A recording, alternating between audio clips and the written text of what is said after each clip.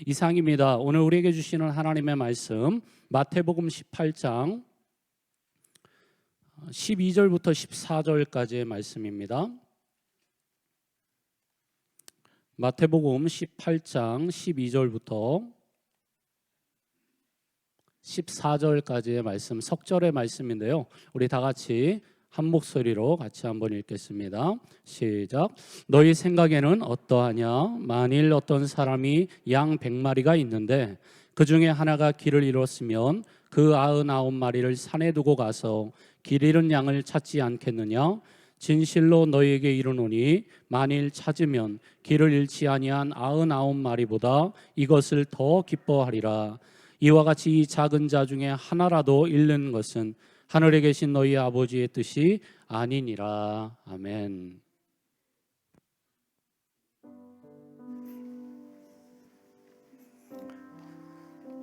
할렐루야. 오늘 주일 예배 오신 우리 성도님들 축복합니다. 잘 오셨습니다. 벌써 1월 셋째 주를 맞이했습니다. 오늘은 선교 헌신 주일로 하나님 앞에 드리는 날입니다. 주보 속에 또 지난주부터 나눠드린 선교 헌신에 대한 작정서를 잘 준비하셨으리라고 믿고요.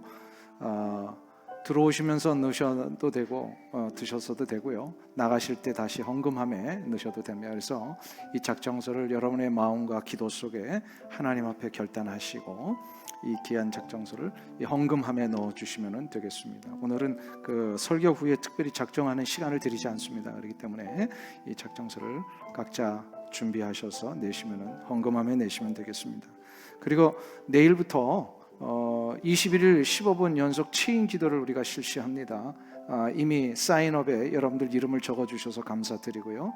또 동참하기로 결정하신 모든 분들께 감사를 드립니다. 혹시나 이름을 적지는 않았지만 이 기도를 하기를 원하시는 분들은 나가시다 보면은 라비 데스크에 기도 책자가 다 준비되어 있습니다. 가져가셔서 여러분의 기도하는 시간에 꼭 헌신해 주시길 바라고, 한 가지 부탁을 드리는 것은 이 기도 책자 다 받으실 거예요. 이제 사인업 하신 분들은. 근데 여기 받으시면 본인의 시간을 맨 앞장에다 이렇게 좀 적어 놓으셔야 잊지 않고 갑니다.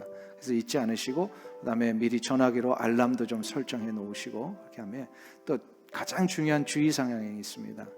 앞에 분과 뒤에 분이 이제 연결을 하실 때에 기도가 마치고 다음 분에게 카톡이나 전화로 연락을 하시잖아요. 그때 하실 때는 영적인 암구호만 전달을 하는 겁니다. 다시 말해서 30초 전에 준비하고 계시다가 안녕하세요, 저는 누구입니다, 오늘의 암구호는 사랑입니다, 이렇게 얘기를 하시고 기도로 승리하시오, 이렇게 하시고 빨리 이제 끊으셔야 돼요. 집사님 그동안 잘 지내셨어요? 건강은 좀 어떠세요?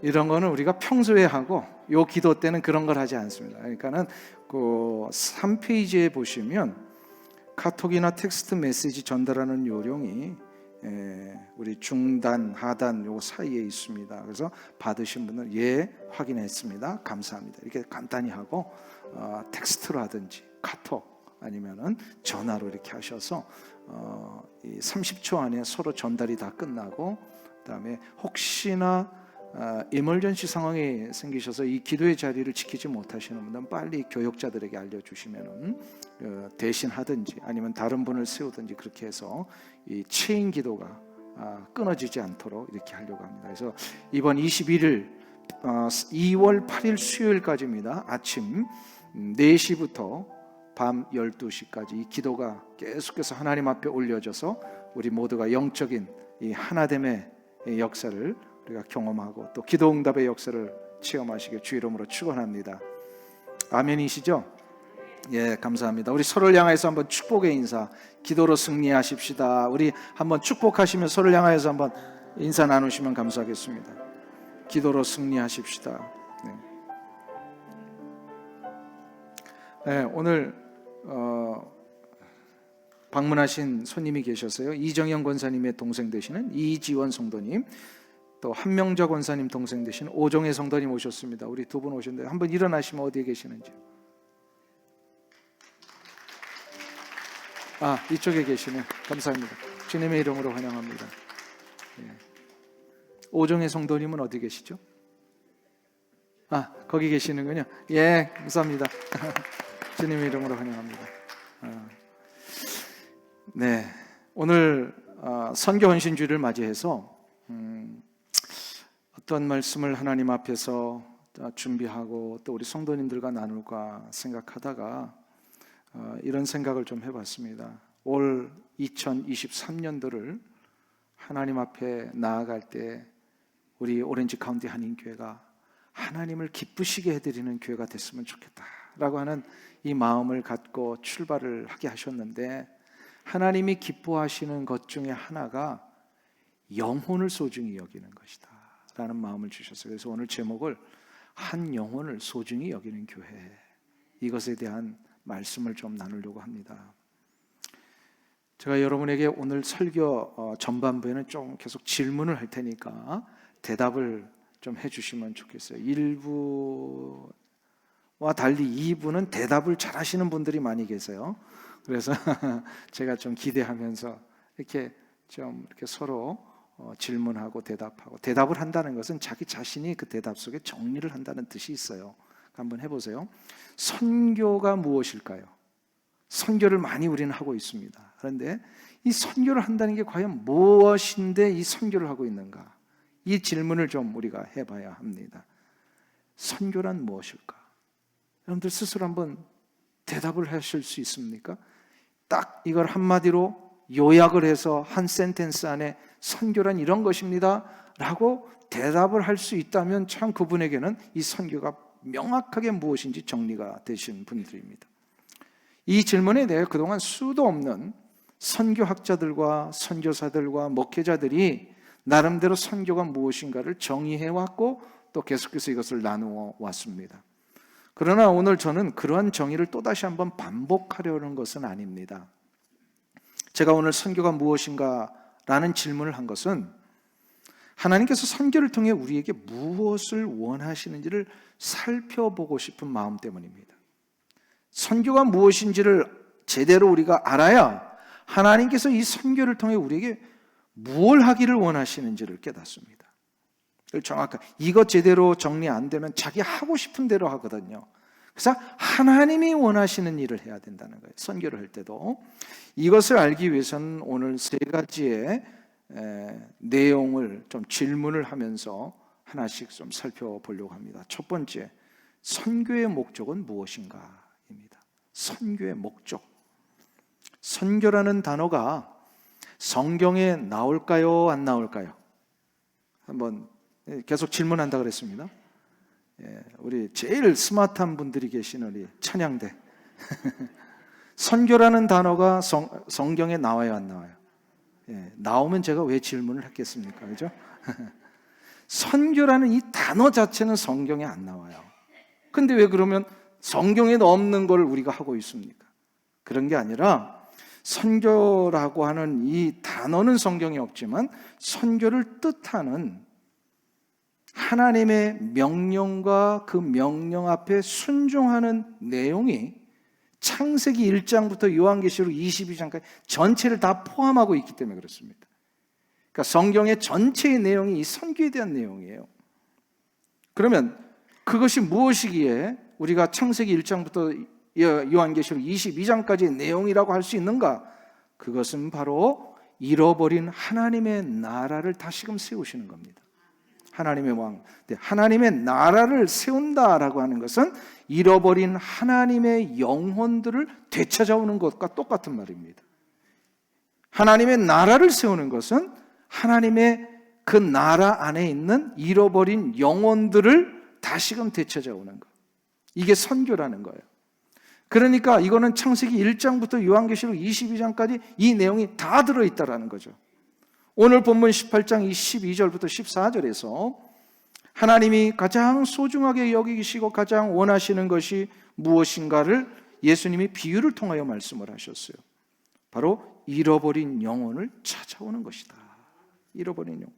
실은 잃어버린 영혼을 찾아오는 것을 우리는 또 다른 말로 구원받는 일이라고도 얘기를 하고 있잖아요. 그러면 왜 하나님은 이 구원을 베풀려고 하신 것일까요? 왜 하나님은 우리를 구원하신 것일까요? 그리고 우리로 하여금 왜 자꾸 이 구원의 역사를 나가서 전하고 이 구원받는 일들이 일어나게끔 우리의 삶을 살라고 하시는 것일까요? 한 가지 목적입니다. 하나님이 이 땅을 만드시고 이 세상을 창조하시고 인간을 만드신 목적을 이루시기 위함이에요. 하나님이 이 세상을 만드시고 인간을 만드신 목적이 뭐라고요? 이거 여러 번에 걸쳐서 말씀드렸습니다. 이사야 43장 21절에서 하나님은 분명히 이거를 우리에게 다시금 재확인시켜 주셨잖아요. 이 백성은 내가 나를 위하여 지었나니 나를 찬송하게 하려 함이니라. 하나님을 찬송하게 하기 위하여 하나님이 지으셨어요. 그리고 구원하셨어요. 그러니까 선교의 목적이라고 하는 것은 이 하나님이 우리를 지으신 창조의 목적, 창조의 질서를 다시 한번 회복하는 것과 똑같은 이야기예요. 똑같은 이야기예요. 창조의 질서를 회복하는 거예요. 창조의 질서 중에 가장 중요한 질서가 뭐라고요? 하나님을 찬송하는 삶. 하나님을 찬송하는 삶을 또 다른 말로 하나님을 예배하는 삶이다. 예배하는 거예요. 아담이 에덴 동산에서 타락하기 전에 지음받아서 하나님과 이 완벽한 교제의 삶을 살았죠. 잘 모르세요? 타락하기 전에는요, 아담은 완전한 삶을 살았습니다. 완전한 삶. 그러니까 죄가 없으니까요, 하나님이 원하시는 대로 100%를 살았던 사람이 아담이에요. 그래서 하나님이 모든 우주 삼라만상을 지어 놓으시고 아담에게 명령을 하셨죠. 이름을 좀 지을게 하셨어요. 그래서 이 이름을 지을 때 뭐예요?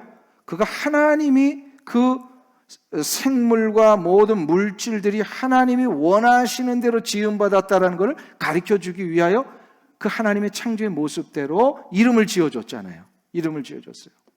그러면서 뭘 한 거예요? 이름을 지어주고 우주 삼라만상과 자기 자신이 하나님과 교제하고 하나님을 기쁘시게 해드리고 하나님이 이렇게 놀라운 것을 이루신 것에 대한 감사와 영광을 올리는 이러한 삶을 매일마다 살았다라는 겁니다. 이게 천지창조 이후에 아담이 타락하기 전까지의 삶이에요. 그러니까 완전한 삶이에요. 이거를 우리가 다른 말로 뭐라 그래요? 다른 말로 예배였어요. 그의 삶은 하나님과 교제하고 하나님을 기쁘시게 해드리고 하나님 앞에 영광을 올리는, 이게 바로 예배란 말이에요. 그렇죠? 그래서 하나님은 창세기 1장부터 이러한 예배의 삶을 위하여서 우리 아담을 창조하시고 만을 이루는데 아담이 그냥 조금 헷가닥했어요. 그래가지고 어떻게 됩니까? 마귀의 유혹에 넘어가서 그 완벽한 아름다운 이 삶을 놓쳐버리잖아요. 타락하잖아요. 죄가 들어왔어요. 타락 이후에 하나님은 그래도 계속해서 인간과 이 세상 앞에 그 예배를 받으시기 위해서 이거를 놓치시지 않기 위해서 또 다른 예배의 방법을 이제 인간의 삶에 허락하십니다. 그게 바로 뭐냐면 전에는 그냥 그 자체가 예배였고 그 자체가 교제였고 그 자체가 하나님께 영광 돌리는 건데 인간은 이제 그 자체를 할 수가 없게 됐어요. 그래서 이 예배를 할 수 있는 방법으로 번제 제사를 허락하십니다. 그래서 아담이 타락 이후에는 모든 인간들은 하나님 앞에 번제 제사를 올려드립니다. 하나님께서 인간에게 하나님을 만나고 기쁘시게 해드릴 수 있는 방법, 죄 때문에 인간이 하나님 앞에 직접 나아갈 수 없었고 교제할 수 없었으니 하나님이 이 방법을 해결하시기 위하여 번제 제사를 허락하신 거예요. 바로 어린 양의 희생 제물을 대신 받으시고 죄 지었던 인간을 용서하셔서 이제 인간이 하나님 앞에 나올 수 있는 길을 열어주신 거예요. 그래서 인간이 하나님 앞에 번제를 통하여 예배를 드릴 수 있게 했어요. 그 내용이요, 그 아벨의 제사에서부터 나오잖아요. 아벨이 어디서 이 번제 제사를 배웠겠어요? 아담에게 배웠죠. 아버지 아담에게 배워서 창세기 4장에 가면 번제 제사를 드립니다. 그 이후에 12장에 가보면요, 하나님이 이제 이스라엘 백성들을 만드시기 위해 최초로 부르신 그 놀라운 믿음의 조상 아브라함이 가나안 땅에 들어와서 제일 먼저 했던 게 바로 번제 제사입니다. 그 이후에 430년이 지난 후에 출애굽하여서 이스라엘 백성들을 이제 광야에서 저들의 삶을 하나님이 인도해 주실 때 하나님이 모세 시대에 모세를 통하여 제일 먼저 저들에게 요구하신 게 뭐예요? 성막을 만들게 하시고 성막에서 하나님 앞에 번제 제사를 드리게 하시는 거예요. 이 이후에 이스라엘의 역사는 계속해서 번제 제사를 하나님 앞에 올려드립니다. 그게 성막이든 성전이든. 그래서 이 제사를 계속해서 드리다가 바로 이 제사가 우리 주 예수 그리스도의 십자가와 부활에 의해 완성이 됩니다. 그러니까 더 이상 이 번제 제사가 필요 없게 하나님이 만들어 주셨어요. 왜요? 예수님이 이제 완전한 제물이 되시고 완전한 예배 제물이 되셨으니까. 그 이후에 예수 그리스도를 믿는 모든 사람들은 예수님을 의지하여 우리가 직접 나아가게 된 거예요. 그러니까 우리는 이 지금 무슨 희생 제물 드려서 막 번제 드리고 이런 거 안 하잖아요. 이건 뭐예요? 우리가 하나님 앞에 직접 나아간 거예요. 이게 꼭 어느 때 예배 드린 거하고 똑같아요? 언제 때? 처음부터 다시 설명해요. 처음에 누가 이 예배를 드렸다고요? 아담이 그 예배를 드렸잖아요. 어떤 그 중간에 매개물도 없이요. 그냥 직접 하나님을 찬양하고 하나님을 경배했잖아요. 그게 바로 우리 주 예수 그리스도 때문에 우리 모두에게 주신 특권이고 선물이에요. 할렐루야. 그러니까 만일에 이 은혜가 없으면요, 우리 뭐 찬양 드리다가 하나님이 구약 시대 때 같으면 찬양 드리는 사람이 죄 짓고 찬양돼, 그럼 그 자리에서 죽이셨어요. 얼마나 무서운 일이에요. 그런데 그런 모든 것을 하나님이 우리 주 예수 그리스도의 십자가의 은혜로 다 용서하시고 흠이 있고 어려워도 이제는 직접 만나주시는 이 예배의 자리를 허락하셨다라는 겁니다. 자, 그러면 이 예배가 실은 창조의 질서의 가장 중요한 하나님의 목적이셨다라는 것을 결론이 나잖아요. 구약 성경을 그럼 우리 다시 한번 되돌아보세요. 구약 성경 속에서 이스라엘 백성들의 역사 가운데 저들이 언제 타락했고 언제 죄를 지었고 언제 저들이 자꾸 몰락하고 삶에서 자꾸 이 바닥으로 내려갔느냐, 그걸 한번 쭉 공통점을 찾아보세요. 언제 그랬을까요?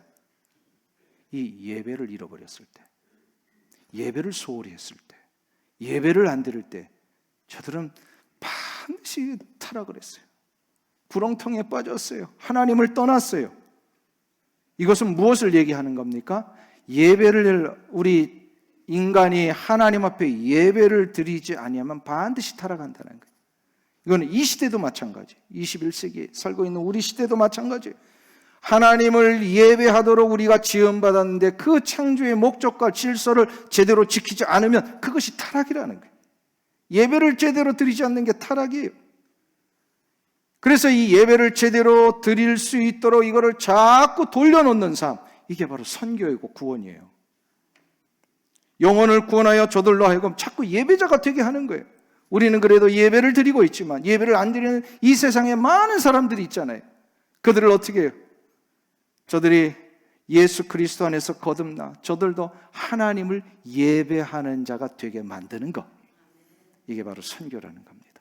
그러니까 우리가 선교지를 나갈 때마다 어떤 선교의 일들을 감당할 때마다 이 분명한 목적을 잊지 않고 가야 합니다. 아무도 예배하지 아니하는 그 땅을 우리가 처음 밟을 때, 그래서 이런 마음으로 밟아야 돼요. 하나님, 지금 이 순간 이 자리에는 저 혼자 하나님 찬양하고 예배하지만 장차 이 땅에 사는 모든 백성들이 하나님을 예배하는 자들 되게 하여 주옵소서. 이 마음 가지고요, 그 땅을 밟고 우리가 예수 그리스도를 전하는 거예요. 그 이 땅을 밟고 기도하며 그 예배의 자리를 만드는 게 왜 중요하냐면요, 예배는 지금까지도 구약 때부터 지금까지 꼭 한 가지 하나님의 역사하심이 있어요. 왜냐하면 예배를 하나님이 제대로 흠량하시고 받으시면 반드시 예배하는 자와 그 현장 속에 하나님이 은총을 내리세요.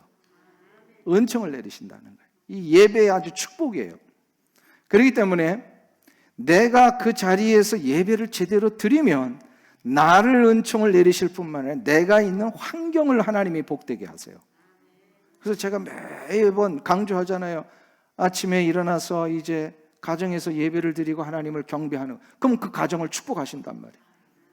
일터에 나가셔서 일을 시작하기 전에 정말로 나 혼자라도 하나님을 찬양하고 다른 직원들이 오기 전에 하나님 앞에 감사의 시간을 갖고 이렇게 그 일터에서 그 시작을 한번 해보세요. 그러면 여러분을 하나님이 은총을 내리실 뿐만 아니라 그 은총이 그 지역, 그 현장 속에, 일터 속에 일어난단 말이에요.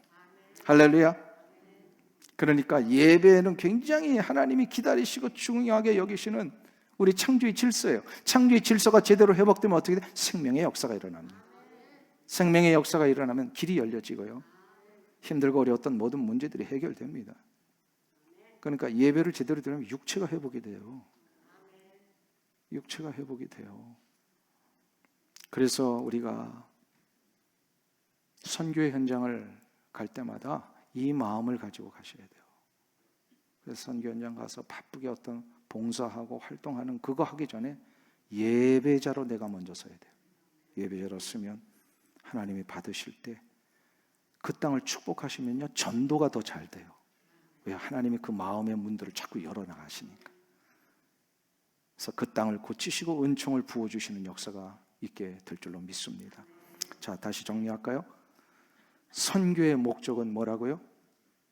하나님을 예배하는 자들로 돌아오게 하는 것, 영혼을 구원하는 겁니다. 이게 목적이에요. 자, 그러면 선교의 목적이 이것이었다면 두 번째로 선교의 주체, 선교는 누가 하는 것인가입니다. 선교는 누가 하는 걸까요? 제가 다시 질문합니다. 선교는 누가 하는 걸까요? 네, 100% 대답이 먼저 나오시네. 선교는 누가 합니까? 하나님이 하십니다. 우리는 그러면 뭐 하는 거죠? 그 선교에 대한 도구로 쓰임받는 것입니다. 하나님이 하시는 선교는 하나님의 플랜과 하나님의 타임테이블 속에서 적절한 하나님의 사람들을 사용하셔서 하는 거예요. 그 적절한 하나님의 타이밍과 적절한 사람을 사용하시려고 우리에게 도전 주실 때 순종하면 우리는 쓰임받는 거예요. 쓰임받는 거예요. 이사야 49장 6절에 하나님께서 이사야 선지자에게 이런 말씀을 하셨어요. 그가 이르시되 내가 나의 종이 되어 야곱의 지파들을 일으키며 이스라엘 중에 보존된 자를 돌아오게 할 것은 매우 쉬운 일이라. 내가 또 너를 이방의 빛으로 삼아 나의 구원을 베풀어서 땅끝까지 이르게 하리라. 여기서 너가 나의 종이 되어라고 했을 때 이 너는 이사야 선지자를 얘기를 해요. 이 말씀은 뭐냐면 이사야가 처음 시작할 때에 그가 하나님 나의 이 부정한 입술을 태워주시옵소서, 제단 숯불로 나를 찢어주시옵소서 하면서 하나님 앞에 뭘 간구하죠? 주여 나를 보내주옵소서 라고 했을 때 거기에 대한 응답이세요. 하나님이 그래 내가 이제 너를 나의 종으로 삼아서 야곱의 지파들을 일으키고 이스라엘의 보존된 자들을 돌아오게 하는 일에 내가 너를 사용하겠다, 이렇게 얘기하시면서 그 일을 왜 사용하시느냐? 너를 이방의 빛으로 삼아서 나의 구원을 베풀어서 땅끝까지 이 복음 전하게 하리라. 그러니까는 사도행전 1장 8절의 말씀이 벌써 이사야 49장에 나오는 말씀하고 일맥상통하는 거예요. 땅끝까지 너를 이 귀한 복음의 역사의 사역자로 삼겠노라, 이렇게 말씀을 하시는 거예요. 이 말씀을 받았을 때는 이사야 선지자 개인을 향한 말씀이었지만 이 이후에 이 이사야 49장에 계속해서 하나님의 백성들에게 전해지고 이 말씀을 읽을 때마다 이 말씀은 말씀을 받는 모든 하나님의 백성들에게 주시는 말씀이 됩니다. 그러니까 하나님은 이사야를 통하여 하나님의 종으로 삼으셔서 야곱의 지파와 이스라엘을 돌아오게 하는 이 일을 쓰시겠다고 하신다는 이 말씀은 결국 우리를 그렇게 쓰셔서 열방을 구원하는 선교의 일에 우리를 쓰시겠다는 말씀이기도 합니다. 그러니까 우리는 하나님 앞에 쓰임받는 도구예요. 이 도구로 쓰임받았던 자들이 구약의 바로 선지자들이고 예루살렘 교회의 12사도들이었고 또한 사도 바울이었고 그 이후에 많은 선교사님들이었습니다. 하나님은 질문합니다. 우리 없이도 선교를 하실 수 있을까요? 없을까요? 질문 다시 할게요. 하나님은 우리 없이도 선교하실 수 있어요? 없어요? 하나님은 우리 없어도 선교를 하실 수 있는 분이세요.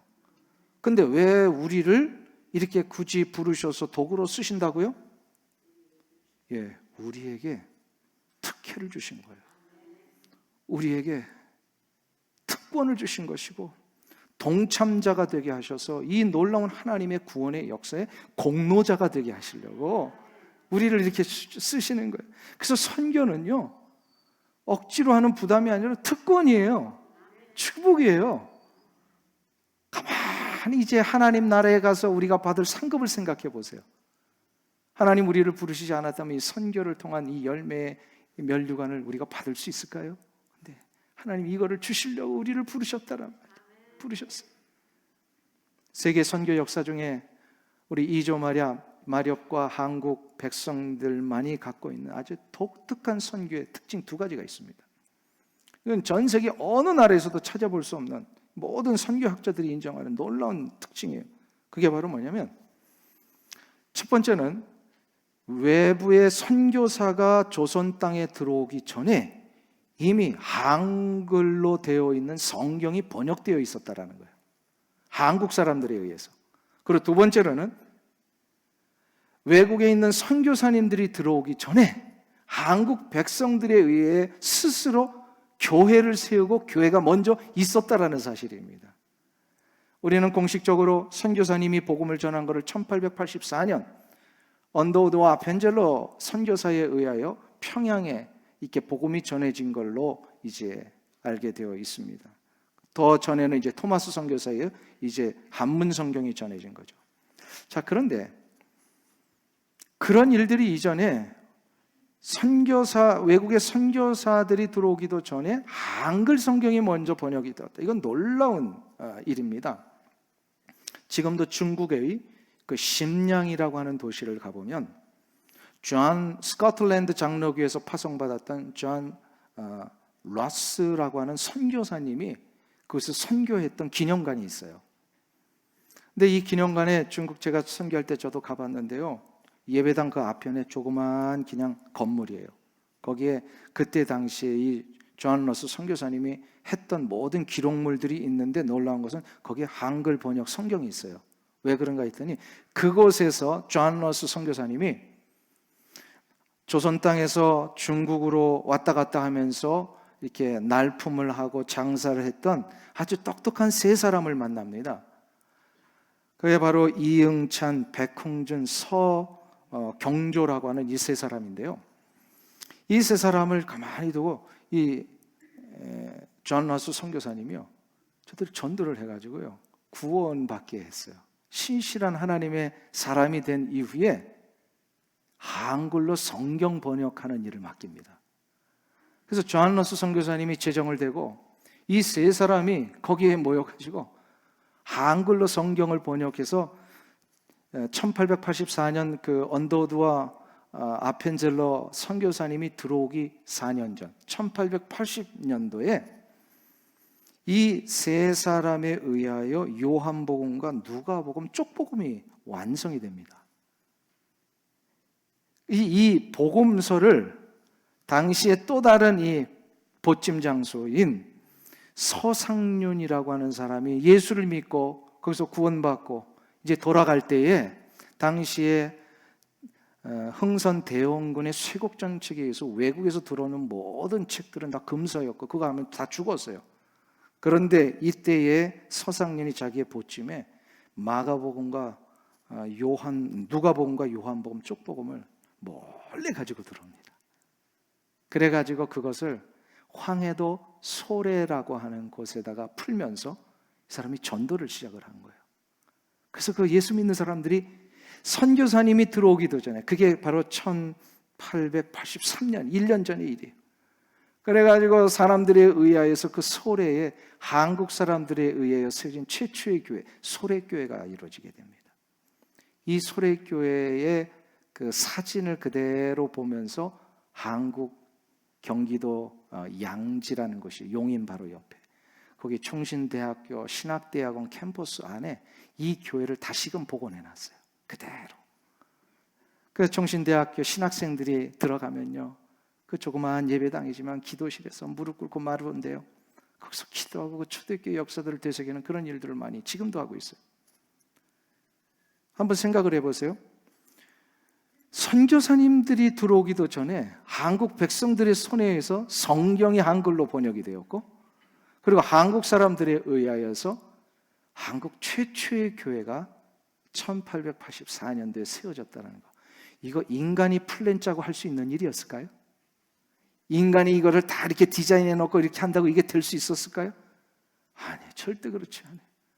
하나님의 이 거대하신 조선 땅과 한국 백성을 향하신 구원의 플랜 속에 스코틀랜드에서 한 이 존 러스라고 하는 선교사를 하나님의 마음을 움직이셨고, 그때 그 존 러스를 이응찬, 백홍준, 서경조라고 하는 이 세 사람을 만나게 해주셨고, 그들의 지혜를 주셔서 성경을 번역하게 하셨고, 번역하셨을 뿐만 아니라 죽음을 각오한 서상륜이라는 이 보찜 장수에 의해서 이 복음이 먼저 평양 밑에 있는 저 황해도 소래 이 땅에 가게 하셨고, 그리고 그거를 받아서 구원받은 자들이 하나님 은혜 가운데 다시금 새로워지는 소래교회가 세워지게 한 거, 이거는요 우리 인간이 할 수 있는 일이 아니었어요.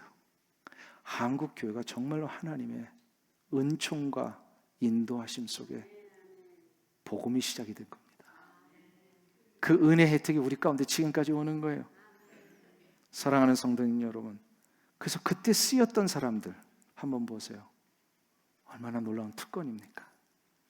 하나님의 나라에 가면요, 우리 한국 성도들이 이제 다 가 있을 거예요. 근데 제일 앞에서 가장 큰 면류관을 받은 사람이 누굴까? 나는 이응찬, 백홍준, 서경조라고 하는 이런 사람들이요, 정말 한국교회 복음의 물꼬를 텄기 때문에 하나님 앞에 얼마나 칭찬을 받았을까, 이 생각을 해봅니다. 그러니까 특권이에요, 그분들에게는. 그렇게 쓰임받을 수 있었다라는 거. 사랑하는 성도님 여러분, 우리는 도구일 뿐입니다. 그러나 도구로 쓰임받았다는 이 자체가 우리에게는요 감사의 제목입니다. 그러니까 내가 늘 말씀드리죠. 갈까 말까 망설일 때는 갈까로 선택을 하시면 그게 놀라운 특권이 되고 은혜가 되고 상급이 됩니다. 근데 요한계시록 4장에 보면요, 놀라운 일이 또 하나 기록이 되어 있어요. 요한계시록 4장에 보면요, 하늘의 보좌 앞에 24장로들이 모여서 주님을 이렇게 찬양을 하는 장면이 나오는데, 이 경배할 때에 그 24장로들의 머리에 씌워주셨던 이 면류관을 저들이 다 내려놓고 주님의 발 앞에 내려놓는 장면이 나옵니다. 요한계시록 4장 10장을 한번 보세요. 거기 보시면 24장로들이 보좌에 앉으신 이 앞에 엎드려 세세토록 살아계시는 이에게 경배하고 자기의 관을 보좌 앞에 드리며 이르되, 여기서 24장로라는 것은 구약의 12지파, 12지파와 신약의 12사도를 상징하는 거예요. 그러면 이게 무슨 뜻이냐면, 하나님의 거룩하신 나라와 복음의 역사를 위해 수고하셨던 자들을 대표하는 상징적인 이름이 24장로라고 되어 있습니다. 이들이 하나님의 나라에 이제 들어가서 어떻게 되냐면, 주님을 배우면서 예배를 하고 경배를 하는데, 자기의 머리에 쓰여있던 이 영광스러운 면류관 있잖아요, 이거를 주님의 발 앞에 다 드린다라는 거예요. 왜 그럴까요? 주님이 씌워주셨는데, 그 영광스러운 상을 다 주셨는데 이 관을 왜 주님의 발 앞에 내려놓느냐 이 말이에요. 이것은 24장로들이요, 하늘에서 가만히 생각을 해보니까 이 땅에서 선교를 하고 영혼구원을 위해 했던 그 모든 시간과 물질과 헌신이 자신들의 공로가 아니라 하나님이 주신 특권 때문에 이루어졌다는 걸 인정을 한 거예요. 아, 이게 하나님의 은혜였고 섭리였구나. 그래서 저들이 또 겸손하게, 주님은 그 공로를 인정하셨는데 이들은 또 그 공로를 주님 앞에 또다시 올려드리는 거예요. 이건 주님의 은혜입니다. 그래서 11절이 그걸 얘기를 하는 거예요. 요한계시록 4장 11절, 우리 다 같이 한 목소리를 읽겠습니다. 우리 주 하나님이여, 영광과 존귀와 권능을 받으시는 것이 합당하오니 주께서 만물을 지으신지라 만물이 주의 뜻대로 있었고 또 지으심을 받았나이다 하더라. 아멘. 우리 주 하나님이여, 영광과 존귀와 권능을 받으시는 것이 합당합니다. 이게 무슨 얘기예요?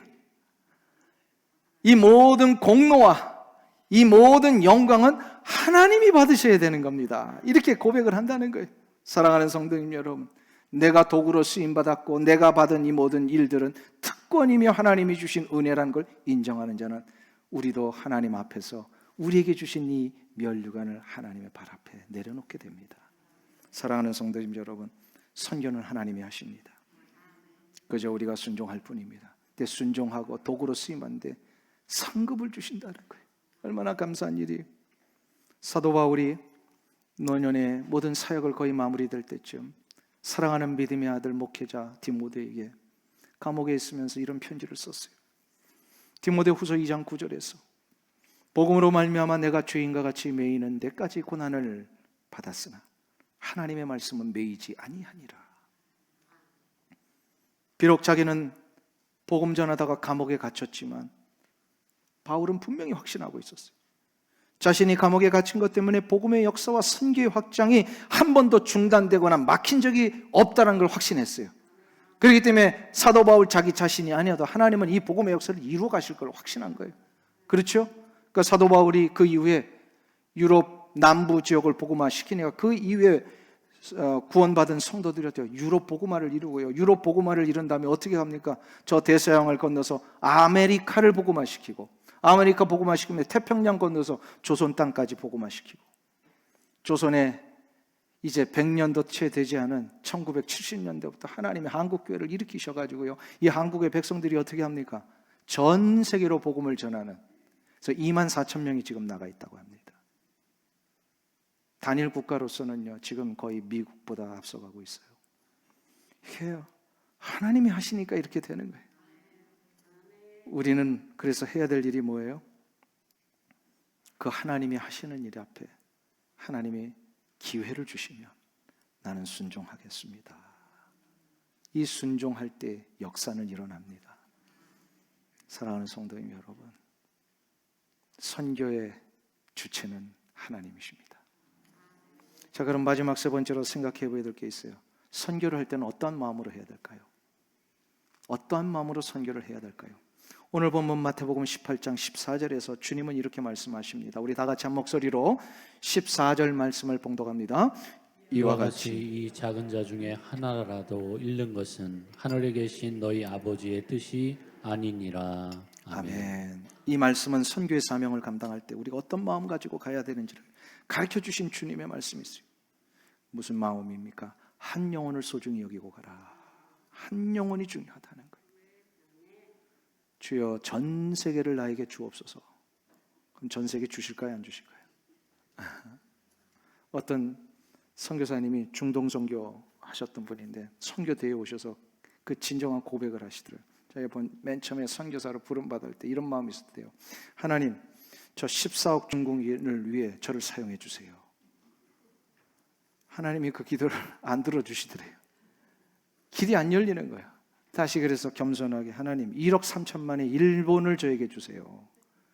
그래도 또 일본 선교가 안 열리는 거예요, 이분이. 근데 어떻게 갑자기 시간이 지났는데 중동의 이 한 부족 국가를 알게 됐대요. 5,000명밖에 되지 않는. 그래서 겸손히 하나님 저 5,000명의 작은 나라 백성들을 위해 쓰임받게 해주세요. 근데 하나님이 이제 들어주시더래요. 5,000명. 그런데 이 5,000명을 이분이 좀 만만하게 본 것 같아요. 가가지고 복음을 전했는데 중동 선교가 얼마나 어렵습니까? 아랍 사람들. 그러니까 너무너무 힘든 거예요. 그래서 나중에는 이렇게 기도를 했답니다. 하나님, 한 영혼을 세울 수 있도록 인도해 주옵소서. 그러니까 선교가 시작이 되더래요. 한 영혼을 품고 가니까. 한 영혼이 중요합니다. 1885년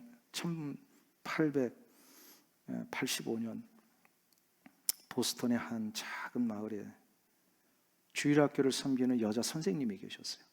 근데 주일마다 이분이 이제 걸어서 교회까지 가는데 그 교회 가는 길 중간에 늘 구두방에서 구두를 수선하고 있는 이 주일학교 학생 나이밖에 되지 않는 어린 소년이 그래서 맨날 거기서 일을 하고 있는 거예요. 피곤해 절었어. 그 마음에 부담이 됐어요. 그래서 저 아이를 찾아갔더니 자기는 일하는 것 때문에 주일학교를 못 가는 거예요. 그래서 이 여자 선생님이 그 아이를 개인적으로 만나서 너도 아이들과 같이 다른 아이들처럼 예배드리고 성경 공부하고 싶지 그러더래요. 그래서 개인적으로 말씀을 가르치기를 시작을 합니다. 이 아이가 말씀을 받아 아주 총명한 아이였어요. 이 아이가 청소년을 지나고 청년이 됐어요. 19세기 영국과 미국의 대부흥 운동을 일으킨 D.L. 무디였습니다. 이 D.L. 무디가 그래서 이 미국과 영국을 오고 하면서 수도 없는 집회를 하는데 어느 날 한 20년 지났을 때에 영국의 한 마을에서 부흥 집회를 하는데 그날따라 이렇게 헌신자들이 많지 않는 거예요. 며칠을 했는데 근데 마지막에 딱 한 사람이 헌신을 하더래요. 그 사람이 프레드릭 메이어라고 하는 영국 사람입니다. 그래서 이 청년이 D.L. 무디와 함께 그 이후부터 이 부흥 집회를 따라다니며 같이 이 말씀을 사역하는 사역자가 됩니다. 그 이후에 프레드릭 메이어가 미국에서 복음을 전하고 설교를 하는데 그때도 이 집회 때 헌신자 한 사람이 딱 나왔는데 그게 나중에 YMCA를 위해서 헌신을 많이 한 체프먼이라는 사람이에요. 이 체프먼이 워낙 이 미국에서의 이 관계가 넓으니까요. 이 체프먼 때문에 미국에서의 이 전도 집회가 많이 확장이 됩니다. 그래서 이 관계를 맺고 전도 집회를 하다가 그 집회 속에 당시에 미국 프로야구 선수였던 빌리 선데이라고 하는 사람이 구원을 받습니다. 이 빌리 선데이가 이분은 또 워낙 이 상류층에 있는 사람들과 관계를 많이 맺으니까 관계를 맺어가지고 자기는 이제 집회를 할 수 없지만 집회할 수 있는 많은 사람들을 초대해다가 노스캐롤라이나에서 3주에 걸친 놀라운 부흥 집회를 합니다. 아주 대형 집회죠. 스테디움을 빌려서. 그런데 이 스테디움을 빌려서 수도 없는 사람들을 초빙하고 그러는데 3주를 지나는데도 결신자가 없는 거예요. 구원받은 사람이 없어요. 근데 그냥 맨 마지막에 딱 한 사람이 구원을 받습니다. 그게 당시에 16살의 빌리 그레함이었어요. 이 빌리 그레함이 한 사람이 딱 구원을 받는데 이 빌리 그레함 목사님이 아시죠? 중학교밖에 안 나오신 분이에요. 이 한 분이 하나님이 쓰시는데 하나님이 한 분을 쓰시는데 20세기 기독교 현대 역사에서 가장 놀라운 전도와 구원의 역사를 일으키는 분으로 하나님이 사용을 하신 겁니다. 한 사람이 중요합니다. 사랑하는 성도님 여러분, 올 한 해 수억의 사람들을 나게 주시옵소서. 이런 기도 이전에 하나님 내 옆에 있는 저 한 영혼을 내가 먼저 가슴에 품고 갈 수 있는 은혜를 주옵소서. 저 오지에 있는 저 땅에 저 한 영혼을 내가 가슴에 품고 갈 수 있도록 인도하옵소서. 여러분의 시간과 물질과 인생을 그들을 위하여 한번 가슴에 품고 헌신해 보지 않으시겠습니까? 언제나 기회가 주어지는 건 아닙니다. 오늘 이후에 어떤 기회가 어떻게 또다시 주어질지 우리는 아무도 알 수 없습니다. 그냥 지금 주어질 때 헌신하는 것이 하나님의 놀라운 선교의 역사의 동역자가 되는 길입니다. 하나님께서 기회를 주실 때 순종하면 역사가 일어납니다. 오늘 좀 시간이 갔지만 제가 마지막 한 가지 말씀을 좀 드리고 마무리하려고 합니다. 미국에서는 많은 위대한 기업들이 많이 나왔죠. 그 중에서 모두가 다 공히 인정하고 있는 유명한 기업이라고 한다면 아마 애플이라고 하는 회사를 여러분들은 다 인정하실 것입니다. 이 애플 회사가 원래는 그렇게 크고 이렇게 혁신적인 회사가 아니었습니다. 스티브 잡스가 처음 이 애플 회사를 시작을 했을 때는요, 자기가 만든 회사에 자기가 거기서 레이오프 당했던 사람이에요. 그만큼 이렇게 힘이 들고 어려운 회사였어요. 근데 지금 어떻게 그렇게 놀라운 회사가 됐느냐? 그것은 스티브 잡스가 공을 들여 스카웃해 오는 한 사람 때문이었습니다. 당시에 코카콜라가 굉장히 모든 전 세계의 이 사람들의 입맛에 맞춰서 승승장구하던 때에 후발주자였던 펩시콜라를 코카콜라를 넘어서는 회사로 만든 유명한 CEO가 있습니다. 이분은 바로 마케팅의 천재라 불리는 존 스컬리라고 하는 사람이에요. 이 존 스컬리 때문에요, 이 펩시콜라가 코카콜라를 넘어섰어요. 지금도 보면 자산 가치에 비하면 펩시가 더 많다고 그러잖아요. 이 스티브 잡스가 그 사람을 본 거예요. 저 사람 데려와야 되겠다. 그래서 공을 들여서 계속해서 요청을 합니다. 존 스컬리에게 편지도 보내고 만나기도 하고 그래서 설득을 하는데 요지부동해요. 오지를 않는 거예요. 왜 그런가 했더니 자기는 지금 여기서 아쉬운 게 없는 거예요. 펩시에서 이렇게 자기가 이렇게 회사를 일궜고 더 이상 아쉬움이 없는데 뭐 저렇게 이름도 없는 저 회사를 가는가. 여러 번에 걸쳐서 실패한 후에 스티브 잡스가 마지막 요청을 합니다. 뭐냐면 정확하게 제가 코테이션을 읽어드릴게요. 그 스티브 잡스가 그분에게 보낸 편지예요. 당신은 남은 인생 내내 설탕물을 팔기를 원합니까? 아니면 세상을 바꿀 기회를 원합니까? 딱 이 두 마디 질문을 던집니다. 이 한마디에 존 스컬리의 마음이 움직였다고 합니다. 그는 결국 애플로 왔고 애플은 이때부터 세계에서 가장 혁신적인 회사 중에 하나가 되었습니다. 사랑하는 성도님 여러분, 여러분은 남은 생에 그냥 안주하시며 사시겠습니까? 아니면 인생을 바꾸고 세상을 바꿀 수 있는 생명의 역사를 위해 사시겠습니까? 이 선교 헌신 주일이 여러분의 인생을 새롭게 하는 첫 출발이 되시기를 축원합니다. 장차 우리가 주님 앞에 서는 그날에 우리에게 씌워주실 놀라운 영광의 이 면류관을 바라보시면서 나에게 특권을 주셨을 때 순종할 때 하나님의 놀라운 선교의 역사는 분명히 더 확장될 줄로 믿습니다. 여러분의 물질과 여러분의 시간과 여러분의 남은 인생을 주를 위해 사용하시는 귀한 은혜가 있길 주 이름으로 축원합니다. 기도하겠습니다. 하나님 아버지,